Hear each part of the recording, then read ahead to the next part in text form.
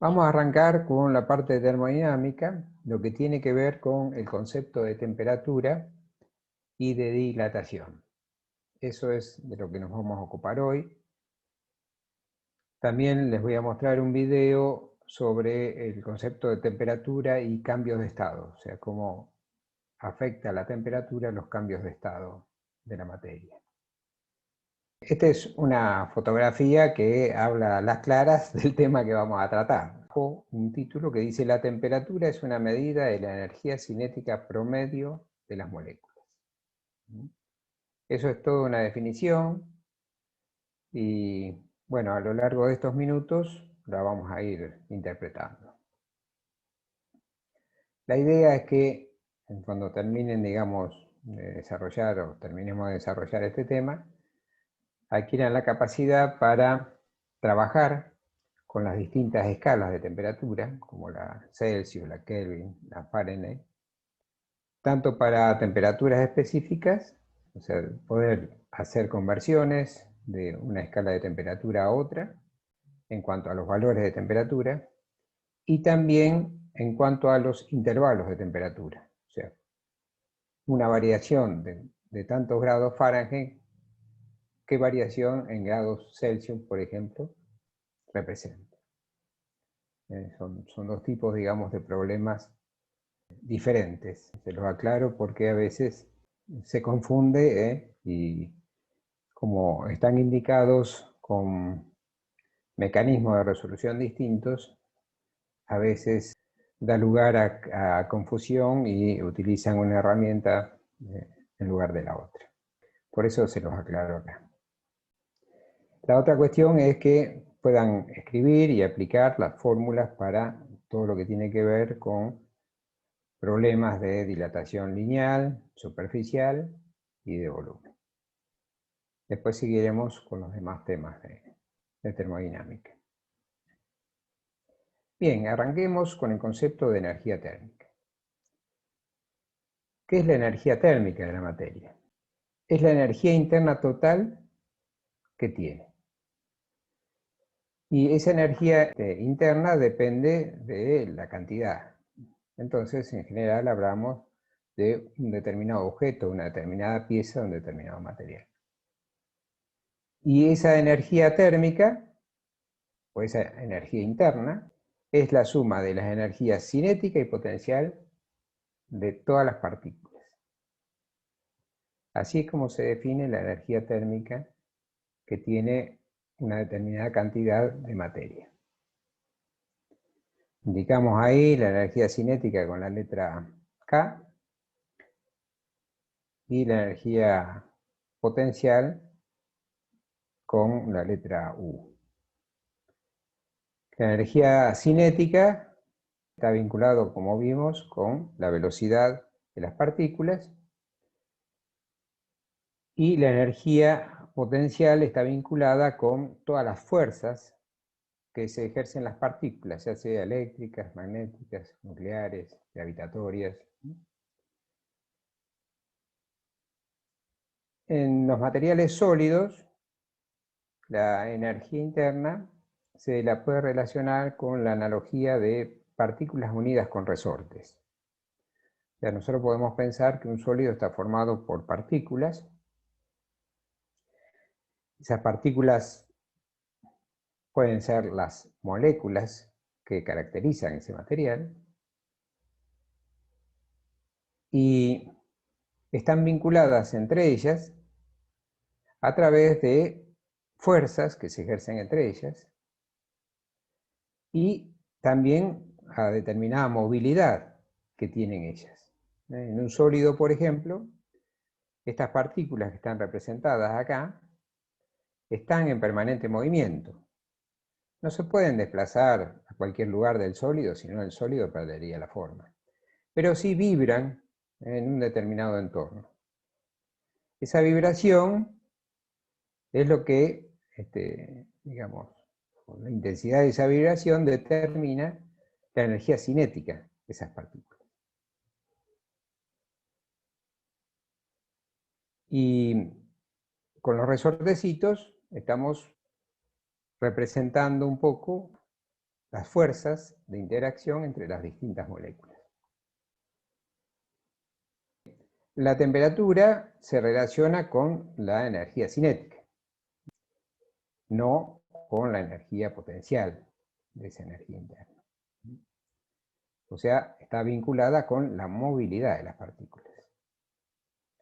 Así la definimos al comienzo, como la energía cinética promedio de las moléculas. En cambio, los cambios de estados, los cambios de fase, están, digamos, además de mediados por la energía cinética de las partículas, también en gran medida por su energía potencial, por las fuerzas de atracción y de repulsión que se ejercen las partículas entre sí. Entonces, para dejarlo claro, la temperatura está vinculada solamente con la energía cinética de las partículas, no con la energía potencial. Y es la medida de, fíjense, que es la suma de todas las energías cinéticas, de todas las masas, que para nosotros serían cada una de las partículas, dividido la n, que sería acá la cantidad de partículas, o si son moléculas, la cantidad de moléculas. O sea, yo le sumo, ¿sí? Calculo la energía cinética de cada una, o mido la energía cinética de cada una de las moléculas, y la divido por la cantidad de moléculas, y eso me da un promedio de energía cinética por molécula. Ese valor representa la temperatura a la que se encuentra ese material. Veamos cómo se vinculan la energía térmica, que es la energía interna del material, con la temperatura. Veamos este ejemplito, por ejemplo. Acá tenemos dos jarras de agua caliente, están las dos a 90 grados, pero una es más pequeña que la otra. Por lo tanto, tiene menos cantidad de agua que la otra. Se las vierte sobre iguales cantidades de hielo, y se ve en la parte inferior que la jarra que tenía más agua fue capaz de fundir más cantidad de hielo que la jarra que tenía menos agua. Fíjense, acá la temperatura de los dos es la misma, porque la energía cinética promedio de las partículas es la misma.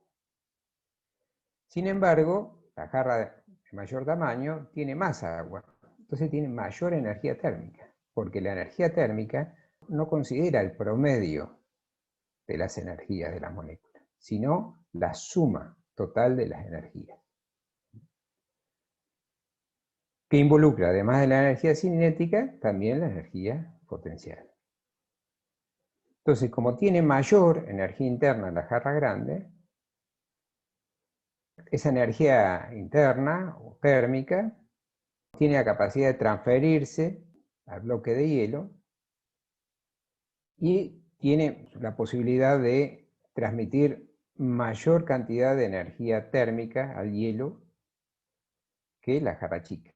¿Por qué? Solo porque tiene más agua. Esa transmisión de energía térmica es lo que se conoce como calor. El calor es la transmisión de energía térmica de un cuerpo a otro, digamos. En este caso el agua, cuando se pone en contacto con el hielo sólido, con el agua en estado sólido. Esa diferencia de temperaturas hace que haya una transferencia de energía térmica del cuerpo de mayor temperatura al de menor temperatura. Esa transferencia de energía térmica es lo que denominamos calor. O sea que el calor no es propio de un cuerpo, sino está vinculado con la energía térmica que se transfiere de un cuerpo a otro.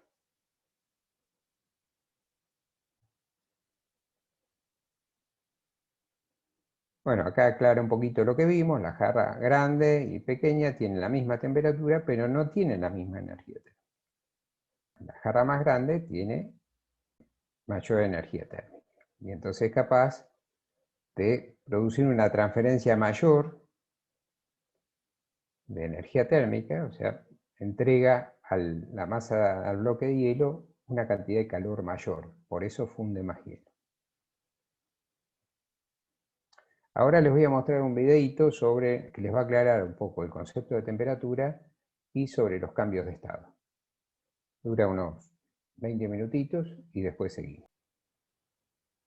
En este vídeo vamos a explicar los cambios de estado, sus diferentes nombres y cómo se explican desde un punto de vista de la teoría cinético-molecular.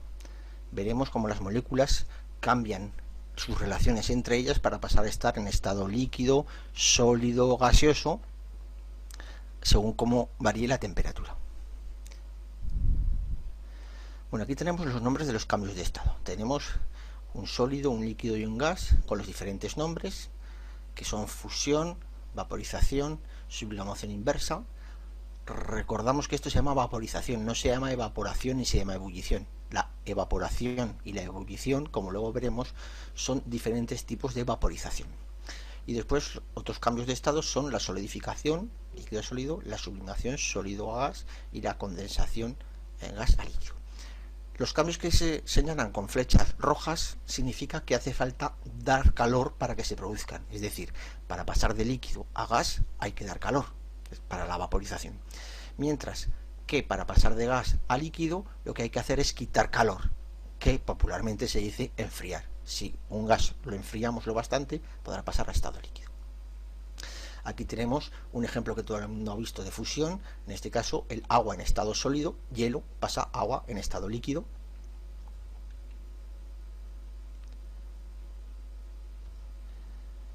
¿Qué ocurre?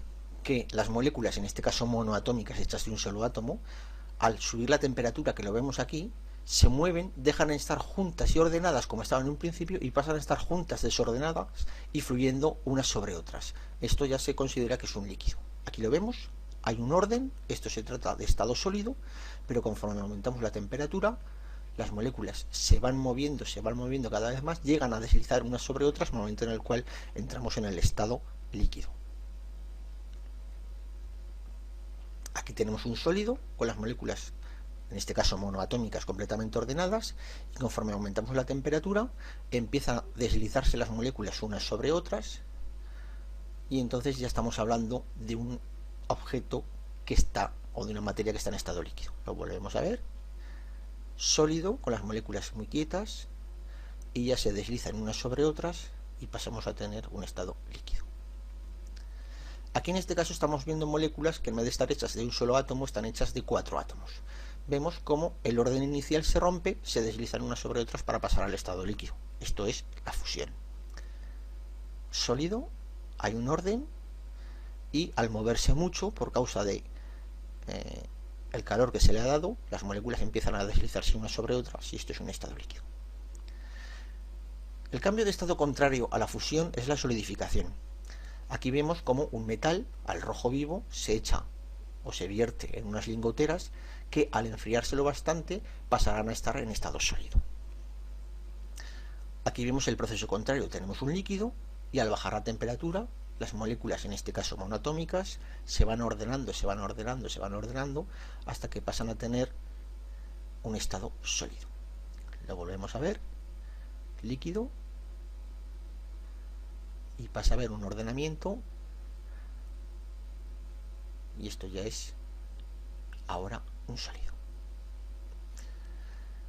Cuando un objeto o una materia se solidifica, pueden existir diferentes maneras de que se produzca la solidificación. Si vemos este proceso, lo vamos a ver repetido,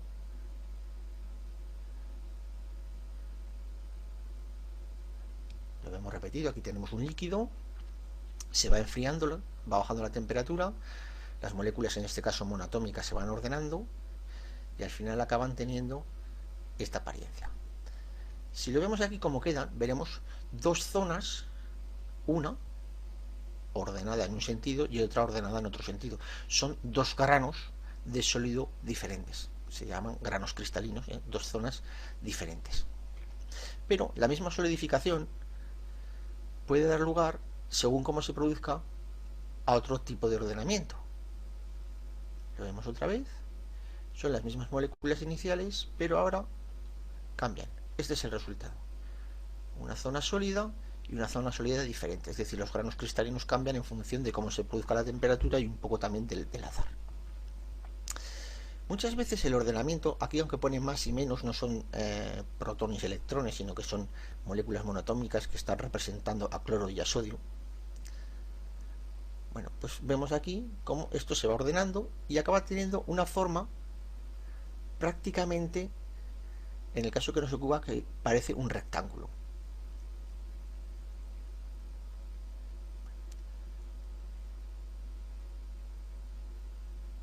Ahí lo vemos.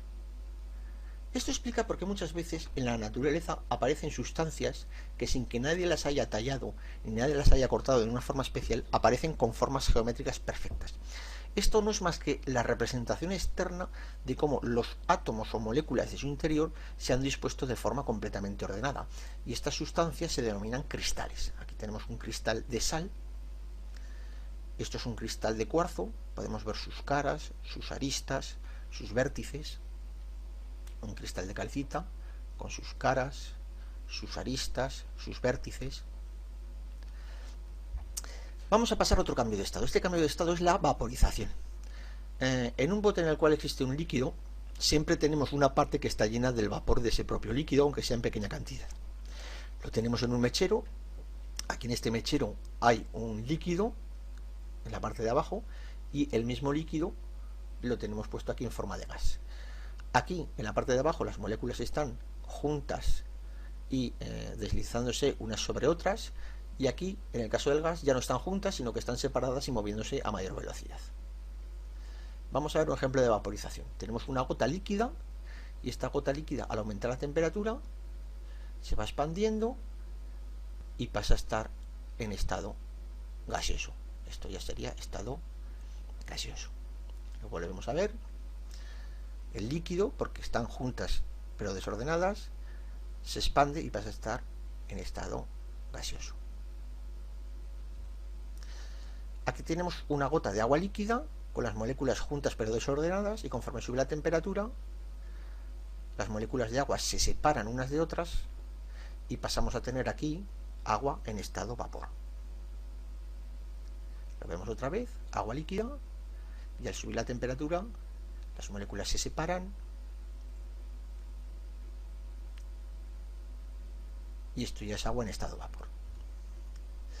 La vaporización, es decir, el paso de agua o de cualquier otra sustancia de estado líquido a estado gaseoso, se puede producir de dos formas.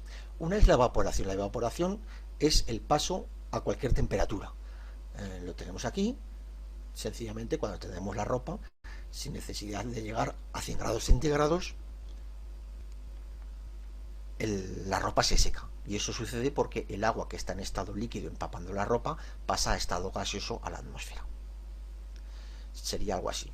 Tendríamos, esto sería el líquido con las moléculas de agua y van pasando poco a poco arriba a estar en forma de gas, ya que están separadas.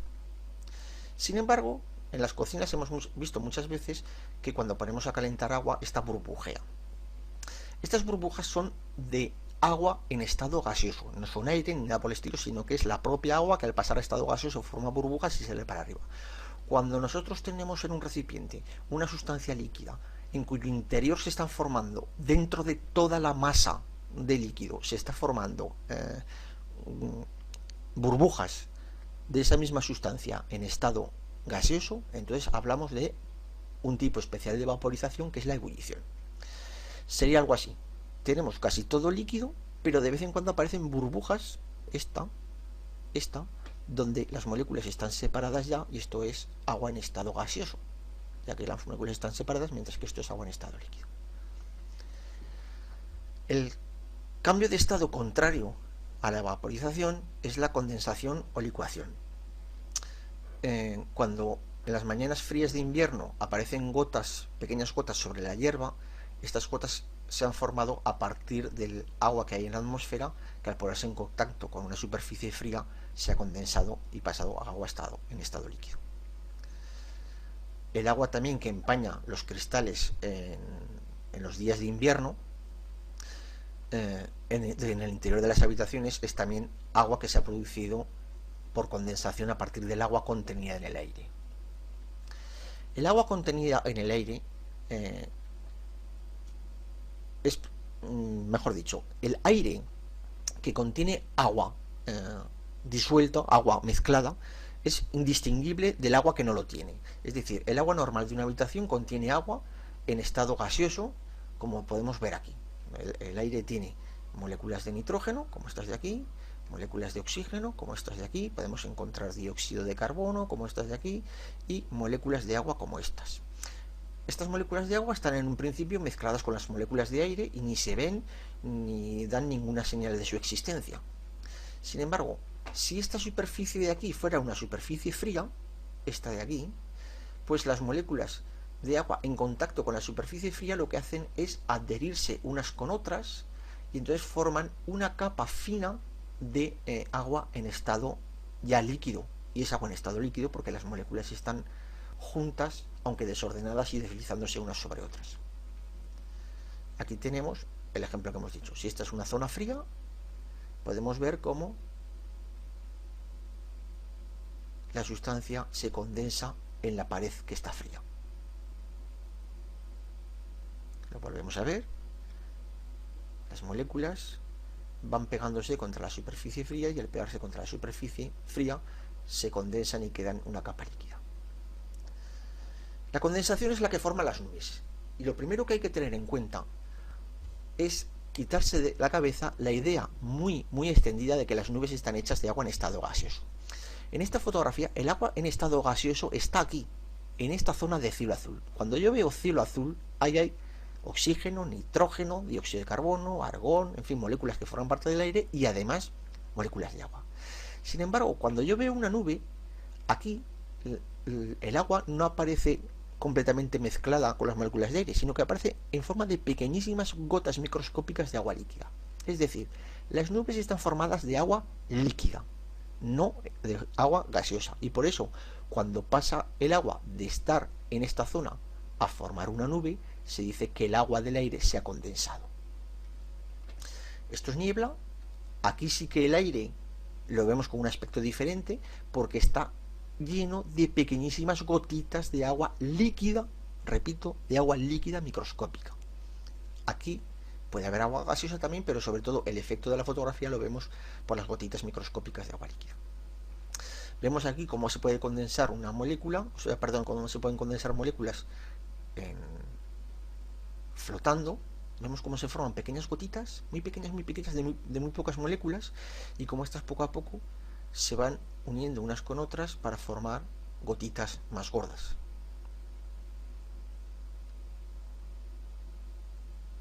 Lo volvemos a ver. Esto es estado gaseoso y poco a poco se van juntando para formar pequeñas gotitas de sustancia líquida. Aquí lo vemos con agua. Esto es agua en estado gaseoso y si bajo la temperatura las moléculas van interaccionando, se van uniendo unas con otras y al final lo que era agua en estado gaseoso empieza a formar unos agregados de moléculas de agua que podemos considerar ya que son masas pequeñas de agua en estado líquido.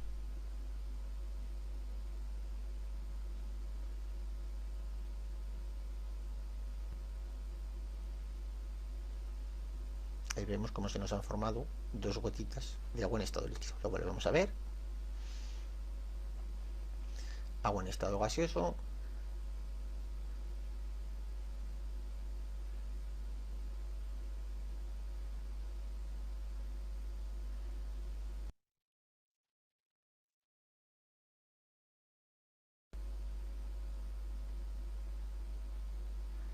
Van interaccionando entre ellas. Cuanto menor es la temperatura, menor facilidad tienen para separarse otra vez de nuevo una vez que se han juntado.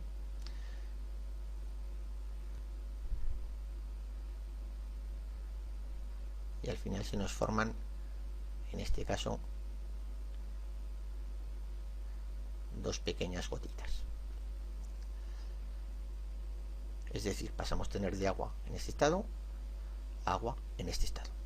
Esto sería el aire normal y corriente, el aire de una habitación transparente, el aire del cielo azul, y eso sería ya el aire de una nube en el cual el agua, en vez de estar dispersa por toda la masa de aire, forma pequeñas masas de gotas de agua líquida. Cualquier gas es susceptible de, si bajamos mucho la temperatura, conseguirlo tener en estado líquido. Aquí tenemos oxígeno en estado líquido, el oxígeno del aire, que se puede, mediante mucha presión y bajando mucho la temperatura, convertirlo en líquido de oxígeno. Aquí tenemos dióxido de carbono, que está en este recipiente llenándolo de forma líquida. El butano, que el butano está dentro de las botellas de butano, está en forma líquida. Si movemos una botella de butano oímos un ruido, que es el líquido de dentro, que es el líquido de butano. Y pasamos a ver ahora otro cambio de estado, el cambio de estado de la sublimación. La sublimación es un cambio de estado un poco especial, difícil de ver porque pocas sustancias son capaces de hacerlo a temperatura ambiente, que es el hecho de pasar una sustancia de estado sólido a estado líquido, perdón, a estado gaseoso, como aquí de esto que se ve de color morado, sin pasar por el estado líquido. Le pasa, en este ejemplo, al yodo. Le pasa también a la naftalina, que se mete en los armarios para evitar que críen animales que pueden perjudicar la ropa. Y el ejemplo sería este. Es decir, tenemos el sólido y de repente se nos va convirtiendo en gas. Sólido, gas.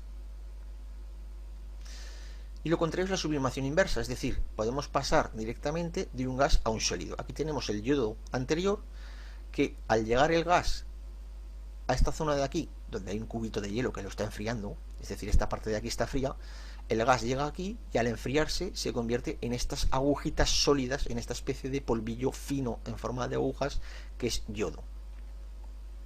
Una sublimación inversa que se produce en la naturaleza de forma frecuente es la formación de escarcha, como vemos aquí, en las mañanas muy frías de invierno, en vez de formarse rocío, puede directamente el agua que hay en el cielo, el agua que hay en la atmósfera, enfriarse mucho en la superficie, en contacto con la superficie de objetos, y formar pequeños cristalitos muy finos, con una estructura muy fina de hielo. La sublimación de inversa sería esto. Pasamos a estar en un estado de gas y de repente, sin pasar por líquido, se nos pasa a un estado sólido.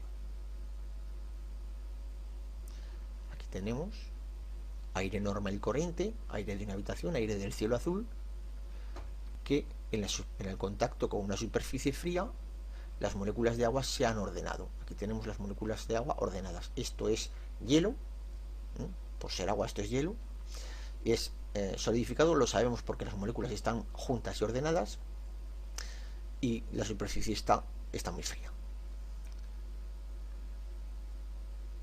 También puede ser que en vez de formarse en una pared fría, sencillamente en el espacio, en el aire, se forme una masa que esté en estado sólido, como este caso de aquí. Esta es la explicación de la formación de la nieve. La nieve se forma directamente por sublimación inversa en la atmósfera, de tal forma que el agua del cielo azul pasa directamente de estado gaseoso a estado sólido. Y se forman estas estructuras, que estos son copos de nieve vistos al microscopio, que generalmente tienen una forma que recuerda de alguna manera a un hexágono. Las nubes que tienen flecos, estas nubes que tienen flecos y las estelas de los aviones, están hechas también de pequeños cristalitos de hielo que se quedan flotando en la atmósfera, debido a que en estas zonas tan altas la temperatura de la atmósfera es muy baja, y las nubes, en vez de ser de pequeñas gotitas microscópicas de agua, son de pequeños cristalitos microscópicos de agua sólida.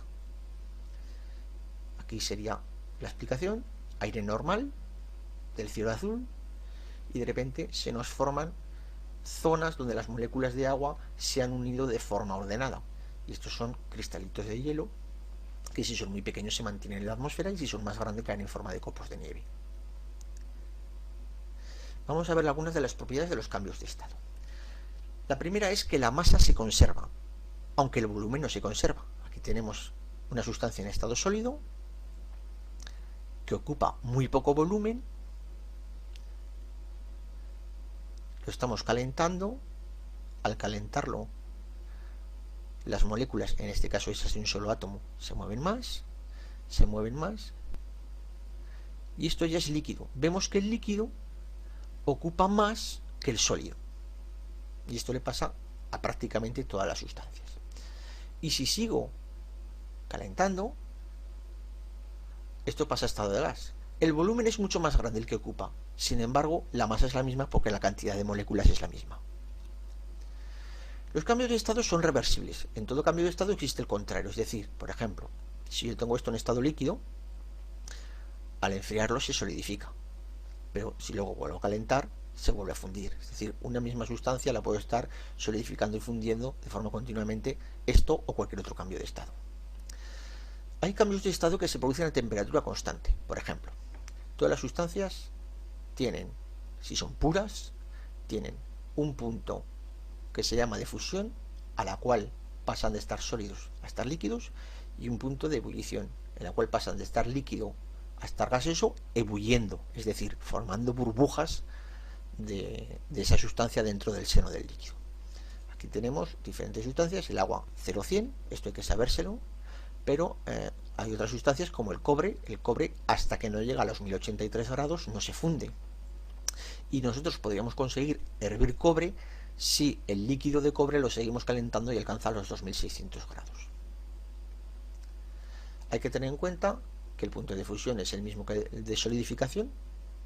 Los cambios de estado que son reversibles tienen el mismo punto y se producen a la misma temperatura. El de ebullición es el mismo que el de condensación. Es muy importante no confundir la fusión con la disolución. Por ejemplo, cuando yo echo azúcar a un café, el azúcar no se funde, desaparece, lo vemos que se mete dentro del líquido del café, pero no por eso quiere decir que se funda. Lo que ocurre es sencillamente que se produce una mezcla y los granos de azúcar o de sal o de lo que echemos al agua se mezclan con los granos, con las moléculas de agua. Aquí lo vamos a ver. Esto es sal, entonces si yo echo sal al agua, que estas son las moléculas de agua, pues las moléculas de sal se van mezclando con las moléculas de agua, pero eso no quiere decir que esto se funda, porque esto ocurre a cualquier temperatura si la sustancia es soluble. Vamos a repasar rápidamente los cambios de estado para ver cómo se llaman. Si estas cosas representan moléculas, esto estaría representando un estado líquido. Las moléculas están tocándose, pero desordenadas y además moviéndose. Esto es estado gaseoso, no se tocan, se chocan a veces entre ellas y hay bastante separación entre ellas. Esto es estado gaseoso. Aquí las moléculas están juntas y ordenadas, esto es estado sólido. Esto es pasar de líquido a gas, esto se llama vaporización. La contraria, que es esta, esto se llama condensación. Pasar de sólido a líquido, esto es fusión. Pasar de sólido a gas, esto es sublimación. Pasar de líquido a sólido, esto es solidificación. Pasar de esta zona de aquí, que es una burbuja gaseosa dentro de un sólido, en este sentido, esto es sublimación inversa. Pasar de una gota de líquido a sólido, esto es solidificación. Esto es pasar de gas a sólido, esto es sublimación inversa. Esto es solidificación. Esto es un sólido que pasa a líquido, fusión. Esto es un gas que pasa a sólido, sublimación inversa. Esto es un gas que pasa a líquido, condensación. Esto es un gas que pasa a líquido, condensación. Esto es un sólido que pasa a líquido, fusión, y ya está. Bueno verlo en este momento porque clarifica un poco el concepto de temperatura y de la transferencia de energía térmica. Hemos visto en cada cambio de estado cómo se va transfiriendo energía térmica. Eso hace que la parte del cuerpo, o de la materia que va recibiendo esa energía térmica, hace que la energía cinética y la energía potencial se incremente. Justamente la energía cinética caracteriza la temperatura. Entonces, al recibir energía térmica, un cuerpo incrementa su temperatura porque está incrementando su energía interna, y dentro de la energía interna hay una parte que es energía cinética, y es justamente eso el concepto de temperatura.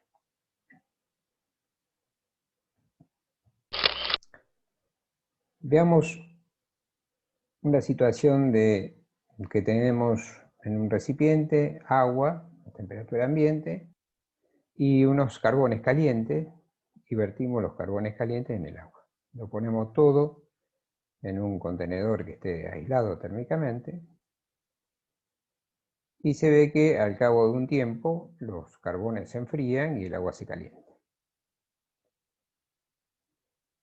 Lo que pasó es que hubo una energía térmica que se fue transfiriendo desde el cuerpo de mayor temperatura al cuerpo de menor temperatura. En ese caso, la forma más eficiente en que lo hace es a través de la transferencia de energía por impacto de partículas. El cuerpo que está a mayor temperatura tiene una vibración de partículas mayor que el cuerpo que está a menor temperatura. Cuando esas partículas del cuerpo que está a mayor temperatura empiezan a golpear en su superficie a las partículas que se mueven más lentamente del agua que está a menor temperatura, bajan la velocidad de las partículas de carbón y aumentan las velocidades de las partículas de agua. Cuando uno golpea una bola con otra que se viene moviendo, la que se viene moviendo sigue su trayectoria con una velocidad menor, y la que estaba quieta gana energía cinética y se empieza a movilizar más. Así es como se va haciendo la transferencia de energía térmica de los cuerpos de mayor temperatura a los de menor temperatura. Por eso se establece un equilibrio, que es cuando las temperaturas de los dos cuerpos es la misma. No puede ser que un cuerpo, digamos, pueda transferirle mayor energía térmica que la que al otro cuerpo, que la que corresponde a una igualdad de temperatura. ¿Por qué? Porque si no pasaría lo contrario. Ya las partículas del segundo cuerpo tendrían más movilidad que la del primero, y entonces habría una transferencia en sentido inverso. Ese es el motivo por el que esa transferencia de energía térmica, o sea, ese calor que se transfiere del cuerpo de mayor temperatura al de menor temperatura, se detiene cuando los cuerpos alcanzan la misma temperatura.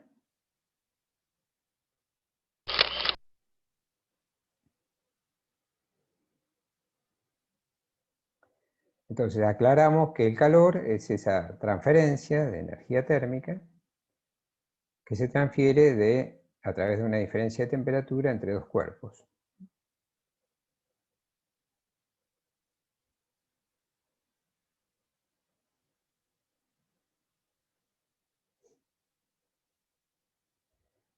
Cuando estos cuerpos alcanzan la misma temperatura, decimos que están en equilibrio térmico.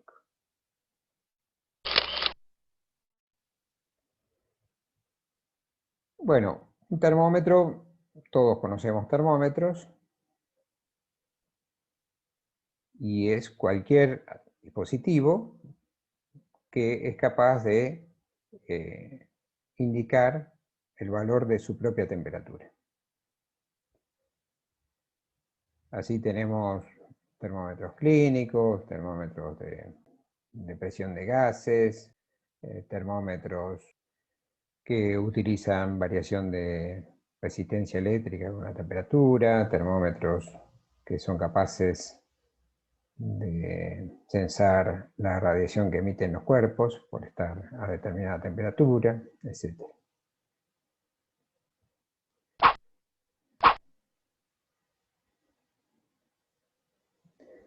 En general, la temperatura depende de algunas propiedades termométricas que tiene la materia.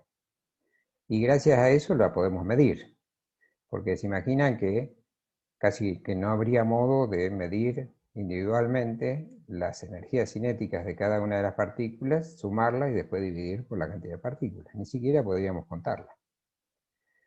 Entonces la medición de temperatura se hace a través de otras propiedades que tienen que ver con la temperatura.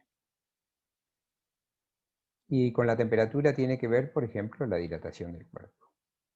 A mayor temperatura, mayor es la dilatación del cuerpo. Eso lo vamos a ver ahora rápidamente, pero a medida que aumenta la temperatura, en cualquier sustancia en la que se le ocurra, lo que estén viendo en este momento, todo, hasta el aire, el agua, cualquier gas, cualquier líquido, cualquier sólido, cuando aumenta su temperatura se dilata. Entonces, esa propiedad de que el cuerpo cambia sus dimensiones por el hecho de variar su temperatura, se la suele utilizar justamente para medir la temperatura. La resistencia eléctrica, como les comenté hace un momento, también se utiliza para eso. Los metales, por ejemplo, tienen la característica de que cuando aumenta su temperatura, aumenta la resistencia eléctrica de esos materiales. Entonces, si yo estoy midiendo la resistencia de ese material, en la medida que varía la temperatura, varía su resistencia eléctrica y así tengo una indicación de temperatura. También la longitud de onda que emiten los cuerpos por estar a determinada temperatura. Los cuerpos emiten energía térmica por radiación. Y de acuerdo a la temperatura a la que se encuentran esos cuerpos, es la longitud de onda de mayor emisión de radiación. Entonces, si uno tiene un aparato que es capaz de detectar esa longitud de onda de mayor emisión, entonces puede determinar cuál es la temperatura de ese cuerpo o de esa sustancia. Y así hay otras propiedades termométricas. Entonces, gracias a estas propiedades termométricas, uno puede medir la temperatura. Puede diseñar instrumentos para medir la temperatura. Y esos instrumentos se llaman termómetros.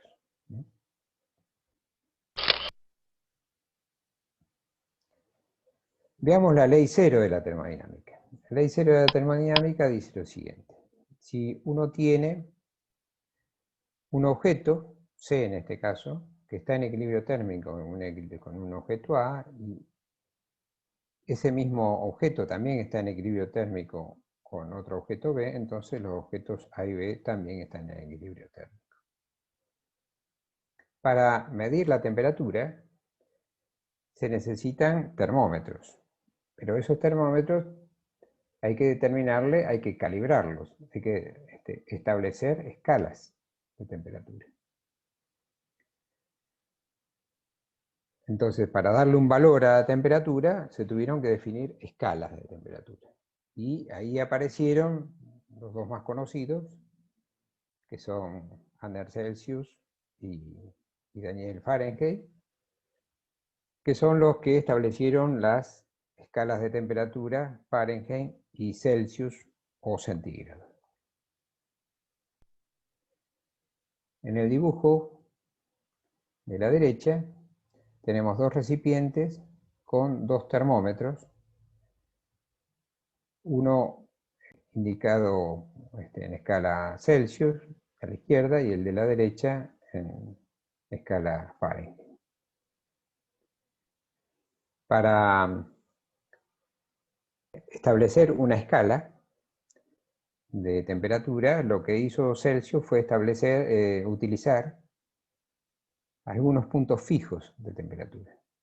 por ejemplo, se sabe que el agua a presión atmosférica normal siempre funde o solidifica a la misma temperatura. Entonces, lo que hizo, bueno, primero aclaremos, digamos, qué tipo de termómetros utilizaron para eso, ¿no? Lo que hicieron fue utilizar un tubito de vidrio con un bulbito abajo, cosa que tenga un reservorio importante de un líquido, y que ese líquido sea sensible, el volumen de ese líquido sea sensible a la variación de temperatura.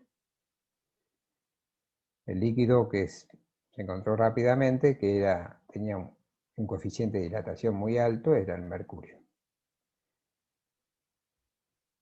Entonces, si uno pone ese reservorio de mercurio dentro del tubito, en un lugar que está a mayor temperatura, se empieza a producir una transferencia de energía al termómetro, y esa transferencia de energía le aumenta la temperatura al termómetro, y entonces le aumenta la temperatura al mercurio. Ese mercurio empieza a dilatar, y mientras dilata empieza a subir por el capilar, empieza a subir por el tubito hueco.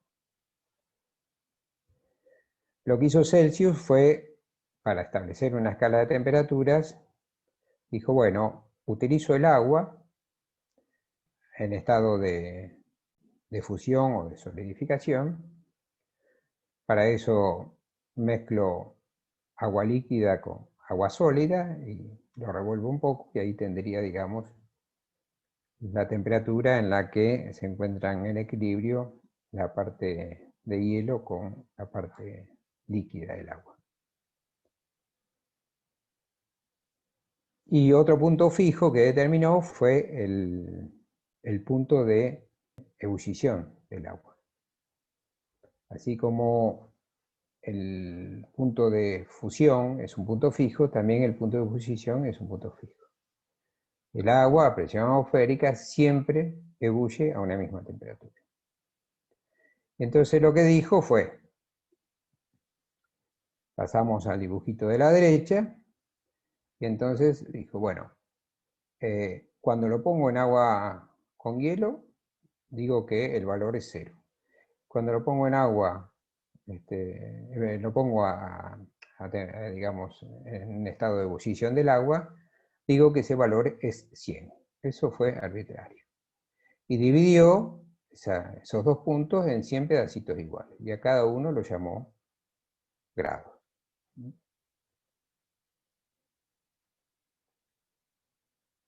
Fahrenheit ya había trabajado unos años antes y había hecho algo parecido, nada más que Fahrenheit lo que hizo fue tomar como un punto fijo a una mezcla de agua salada, y bueno, digamos, y también lo llevó, digamos, a un estado de equilibrio entre sólido y líquido, o sea, fue una mezcla de agua salada con hielitos. Y a ese valor también le dijo que se tomaba el valor 0. Y después tomó otro valor poniéndose el termómetro en la boca. Entonces lo que marcaba el termómetro, cuando se lo ponía en la boca, dijo que ese valor era 96. Parece bastante caprichoso 96, ¿por qué no 100? Fíjense, mire cómo lo influenciado que estaban por las matemáticas y las escalas musicales, que lo que quería era, entre el punto 0 y el 96, hay justo 12 divisiones, ¿sí? Y él quería que cada división tuviera 8 partes. Fíjense la analogía que hay con las octavas y las 12 notas musicales. Por eso, se hace 8 por 12, le da 96, por eso decía que ese valor que debía tomar, digamos, cuando se lo pusiera en la boca, que era una temperatura en la que todas las personas tenían más o menos el mismo valor, era 96. Y entonces cuando se hizo la equivalencia entre la escala Fahrenheit y la escala Celsius, se vio que el 0 Celsius correspondía no al 0 Fahrenheit, sino al 32 Fahrenheit. ¿Por qué? Bueno, porque el 0 Fahrenheit estaba más abajo, porque obviamente una solución salina de agua en estado, digamos, en el punto de fusión o solidificación, está a una temperatura más baja que el agua sin esos componentes salinos. Entonces, quedó que, bueno, la equivalencia entre el 0 grados Celsius y el que corresponde al equilibrio del agua con hielo o al punto de fusión del agua sin sales, corresponde a un valor de 32 Fahrenheit.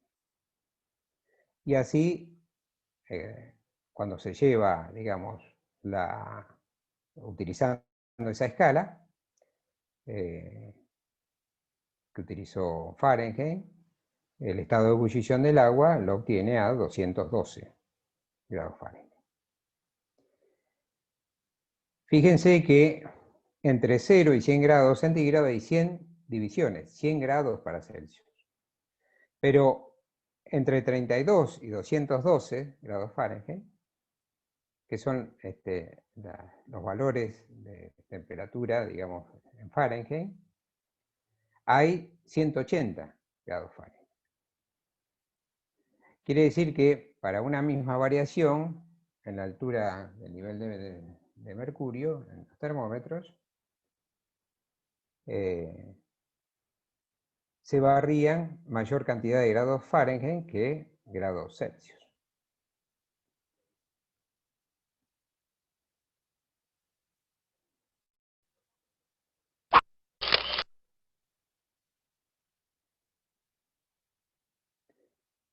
Veamos qué pasan con esos intervalos de temperatura. Bueno, lo que se vio es que justamente entre el punto de fusión y de ebullición, en Celsius había 100 grados. Y eso correspondía a 180 de Fahrenheit.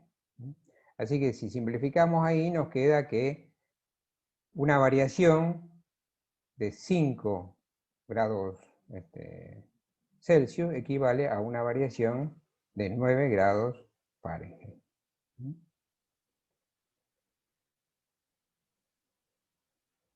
Y acá les voy a hacer una aclaración. La indicación de grados, después vamos a explicar un poquito por qué se les llama grados, pero fíjense que la indicación de grados, cuando uno indica la temperatura en grados centígrados,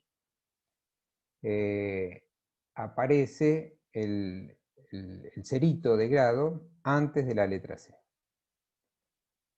Y en este caso, cuando hablamos de intervalos de temperatura, ese cerito aparece después de la unidad de temperatura.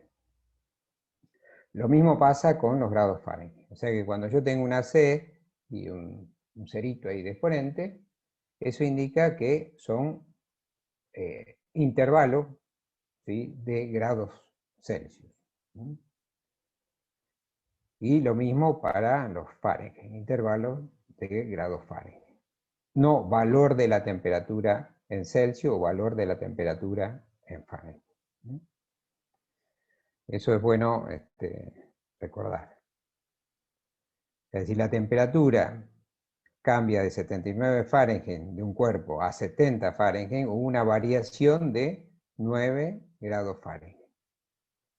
Significa, por esta equivalencia que tenemos acá, es que hubo una variación de 5 grados Celsius.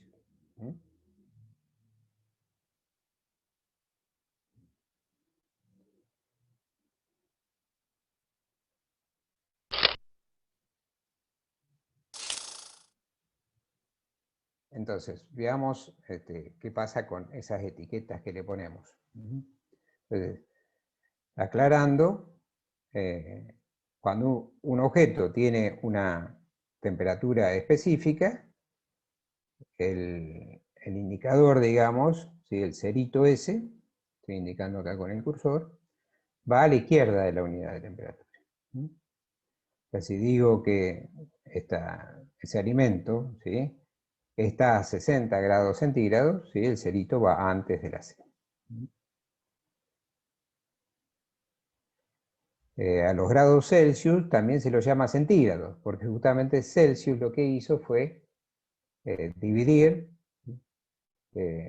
los valores que correspondían a cada punto fijo en 100 pedacitos iguales. De ahí viene el centígrado.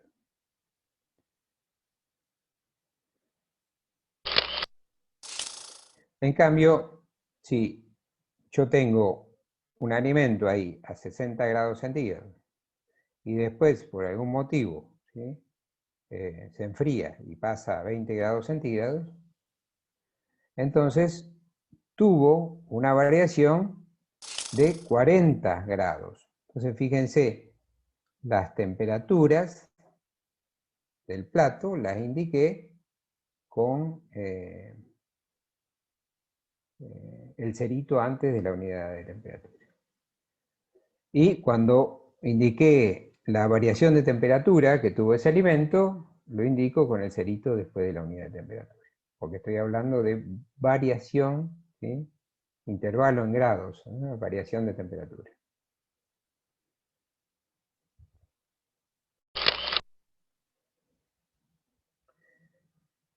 Vimos cómo era la relación de intervalos de temperatura entre Celsius y Fahrenheit. Veamos qué pasa con la relación que hay entre las temperaturas específicas de un material, entre Celsius y Fahrenheit. Y para eso digamos, aprovechando acá el dibujo que tenemos a la derecha, tenemos los termómetros graduados en Fahrenheit y en Celsius en un mismo recipiente. Quiere decir que esos termómetros alcanzan la misma altura, pero en centígrado indicará un valor distinto al que indicará en Fahrenheit. Entonces, esa diferencia entre la temperatura que marca en centígrado y el 0 grados centígrados, sobre el total, que son 100, entre los dos puntos entre los dos puntos fijos, tiene que ser igual a esa diferencia entre el valor de temperatura en Fahrenheit y los 32 grados Fahrenheit sobre la cantidad de divisiones que hay entre esos dos puntos fijos, o sea, 180. Entonces, de igualar esa expresión, nos queda esta relación. Así, si conocemos la temperatura en grados Fahrenheit, la reemplazamos acá y obtenemos la temperatura en grados centígrados. Y si conocemos la temperatura en grados centígrados, la reemplazamos acá y despejamos la temperatura en grados Fahrenheit. Haciendo eso, nos quedan estas dos expresiones. Entonces, para calcular la temperatura en Fahrenheit, conociéndola en centígrados, utilizo esta expresión.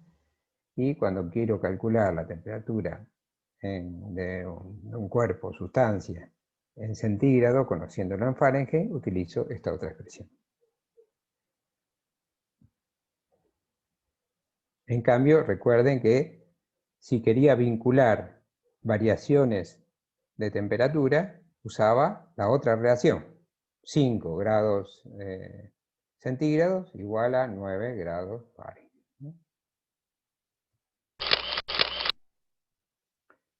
Bien, veamos un ejemplito de conversión. Dice, un plato de comida se enfría de 160 grados Fahrenheit a 65 grados Fahrenheit. Bueno, primero que pregunta es cuál es la temperatura inicial en grados Celsius. Entonces utilizo una de esas dos expresiones, la que me determina, conociendo la temperatura en Fahrenheit, cuánto es en Celsius. Hacemos el cálculo. Nos da 71,1 grados centígrados. Quiere decir que 160 Fahrenheit de temperatura equivale a 71,1 grados centígrados.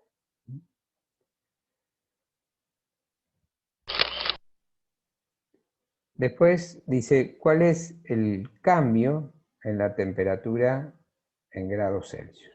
O sea, ahora lo que pide es qué variación de temperatura hubo en Celsius. Y nosotros tenemos la variación que hubo en Fahrenheit. Entre 160 y 65 fue de 95 grados Fahrenheit de variación.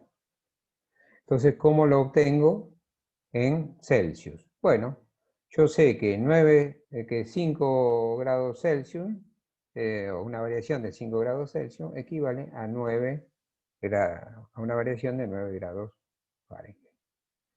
Entonces hago eso, a esos 95, multiplico y divido por cosas equivalentes, simplifico, y nos queda esa variación de temperatura en grados centígrados. Quiere decir que una variación de temperatura de 95 grados Fahrenheit equivale a una variación de temperatura de 52,8 grados centígrados.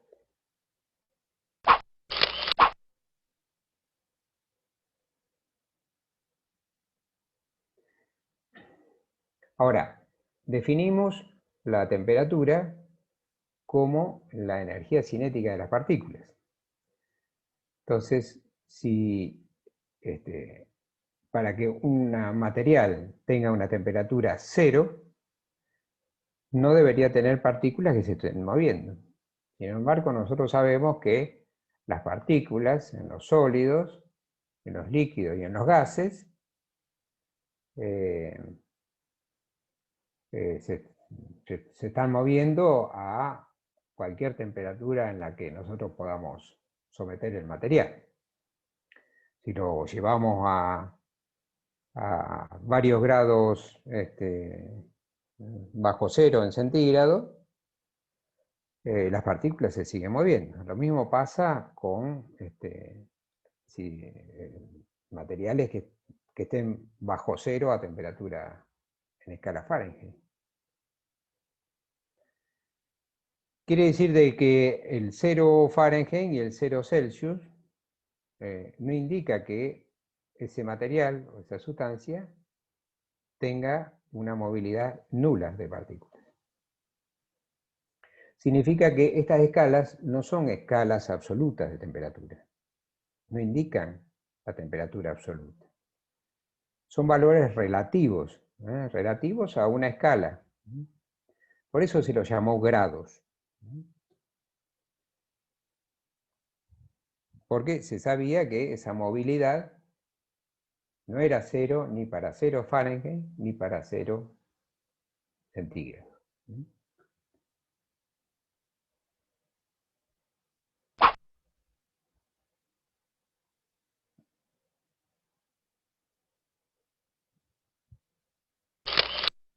Bien, entonces, ¿cómo se resolvió esa cuestión?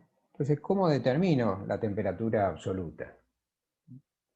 Bueno, uno de los termómetros que se utilizaba era el termómetro de volumen de gas de volumen constante. Esto consiste en un recipiente que tiene un gas, en un recipiente rígido, y tiene un indicador de presión de ese gas. Entonces, cuando aumenta la temperatura de ese gas, que está confinado en ese espacio, la presión del gas aumenta. Eso lo determinó Gay-Lussac. Determinó haciendo ensayos que la presión y la temperatura a volumen constante se vinculaban en forma directamente proporcional, linealmente. Entonces eso dio lugar a pensar de que de esa forma, si la relación es lineal entre temperatura y presión, se podía utilizar un termómetro a volumen constante para determinar el cero absoluto de temperatura. En el caso de Celsius, lo que hizo fue digamos, Celsius no, digamos, las escalas Celsius y Fahrenheit se desarrollaron en el 1700, entre 1725 y 1750.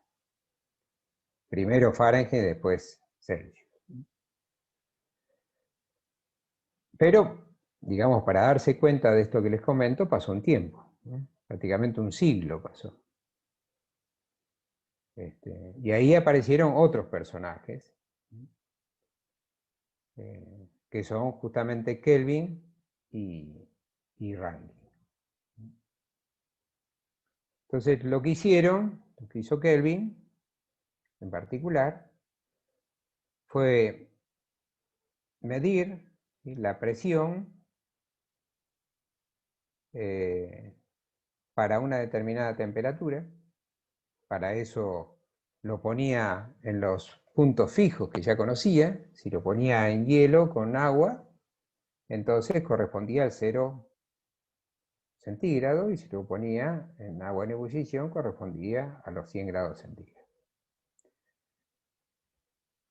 Y como la relación entre la presión y la temperatura es lineal, y el termómetro ese, digamos, mide presión, para cada temperatura se obtuvieron los valores de presión. Y si esta relación es lineal, entonces se puede trazar una línea de esos valores. La variación es lineal. Y así se determinó cuándo, para qué valor de temperatura en grados centígrados, la presión era nula. Cuando la presión es nula, significa que no hay movilidad de partículas. Si la presión es nula, significa que las partículas no tienen movilidad, no hay impacto de las partículas sobre la superficie del material. Y así se determinó que en la escala que había establecido primeros Celsius, ese valor correspondía a menos 273 grados Celsius. Y a eso se lo llamó cero absoluto. El que se encargó de este estudio fue Lord Kelvin. Ese que está a la izquierda es Lord Kelvin. Todos, bueno, y el de la derecha es William Rankine, que hizo lo mismo que hizo Kelvin, pero utilizando la escala Fahrenheit. Entonces determinó el cero absoluto en la escala Fahrenheit. Y eso lo llamó 0 grados Rankine. Estas personas también han sido contemporáneas, pero un siglo posterior a las anteriores, que también fueron contemporáneas.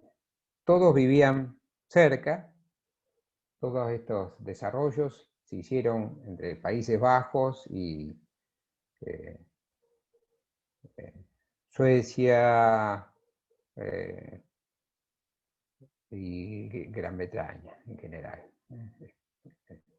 Escocia, Suecia, Inglaterra.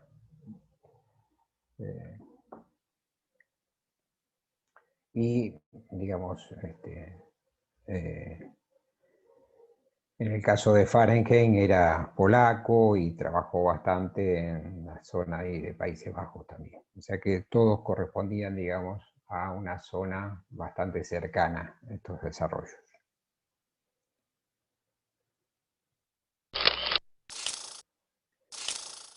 Bien, si comparamos ahora las 4 escalas de temperatura, bueno, Ahora sí, aclaremos de que tanto a los Kelvin como a los Rankine ya no los llaman grados, porque establecen valores absolutos. Grados le llaman a los valores de temperatura Celsius y Fahrenheit, pero no a los Kelvin y Rankine. Así que hay que evitar de caer en la tentación de nombrar grados Kelvin. No son grados Kelvin, sino son Kelvin. Bien, y acá tenemos una comparación. En el termómetro de la izquierda vemos como el 0 Kelvin corresponde al menos 273 centígrados, el 0 centígrado al 273 Kelvin, y los 100 centígrados a 373 Kelvin. Mientras que en la escala Fahrenheit, el 0 Rankine corresponde a menos 460 Fahrenheit, el 32 Fahrenheit, que correspondería, digamos, al punto de fusión del agua, y los 212 Fahrenheit, que correspondería al punto de ebullición del agua, a 672 Rankine. La variación de 1 grado centígrado es lo mismo que la variación de 1 Kelvin. Pero la temperatura en grados centígrados difiere en la Kelvin en 273 grados. Acá tenemos la temperatura en Kelvin, es la temperatura en centígrados más 273 grados. Pero un intervalo de 1 grado centígrado es el intervalo también de 1 Kelvin. Lo mismo pasa en la escala Rankine. El intervalo de 1 grado Fahrenheit equivale a 1 Rankine. Sin embargo, la temperatura entre, digamos, en Fahrenheit o Rankine es diferente. Hace un momento les comenté de que les iba a explicar un poquito en qué consistía la dilatación. ¿Por qué cuando le entregamos calor a los cuerpos, o sea, le entregamos calor, le transferimos calor, o transferimos energía térmica, le transferimos, los cuerpos se empiezan a aumentar sus dimensiones. Y ese aumento de dimensiones lo hacen en todas direcciones, en las 3 direcciones del espacio. ¿Y por qué pasa eso? Bueno, lo que ocurre es que cuando se le va transfiriendo energía, por la diferencia de temperaturas, las partículas, ¿sí?, van ganando temperatura, o sea, van ganando movilidad. Entonces, si es un sólido, como el que está dibujado acá, la red cristalina de un sólido, esas partículas que están vibrando, si le entrego energía térmica, van a vibrar con mayor amplitud. Entonces van a necesitar más lugar para estar. Hagan la analogía de que si estuvieran ustedes bailando, ¿sí?, en un salón. Si están bailando, pero se mueven poco, porque bueno, están bailando agarrado y una música lenta, en un espacio reducido caben muchos. Pero si están bailando suelto, entonces necesitan más espacio se mueven más, necesitan más espacio para estar, y entonces el lugar que ocupan se agranda. Bueno, lo mismo pasa con un cuerpo que se dilata. Las partículas, al oscilar con mayores amplitudes, necesitan más lugar, y así van desplazando a las adyacentes, y así hace que el cuerpo en general aumente sus dimensiones macroscópicas. Eso es la dilatación. Bueno, cortamos acá. El próximo jueves arrancamos directamente con lo que es dilatación, completamos eso y hacemos una tandita de consultas. ¿Les parece? Sí, tranquilo, profe, no hay drama.